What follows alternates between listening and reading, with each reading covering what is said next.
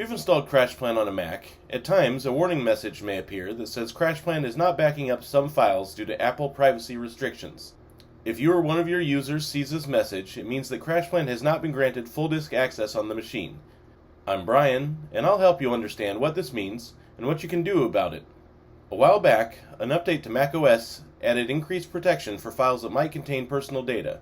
This meant that any program trying to access files within certain folders within the user's home folder, such as desktop, documents, photos, or mail, was required to be granted permission before it could access files in those folders. In order to allow CrashPlan to back up all of your files, we recommend providing full disk access, granting permission to access all of them. There are a couple of ways to do this. Let's start by going through how to turn it on from the device. First, you'll need to open System Settings. From there, select Privacy and Security, then Full Disk Access. On older versions of macOS, you will need to go to System Preferences, System and Privacy, Privacy, and then Full Disk Access. Once you've opened the Full Disk Access pane, you'll want to scroll until you see CrashPlan, then click on the toggle button next to it. When you click this button to turn on full disk access, a pop-up will appear telling you that you need to quit and restart CrashPlan for the access to be put into effect. Click on Quit and Reopen to do so. CrashPlan should now be able to access files in those restricted folders. If you use software such as Jamf to manage your Mac devices, you can grant permissions remotely by using a configuration profile.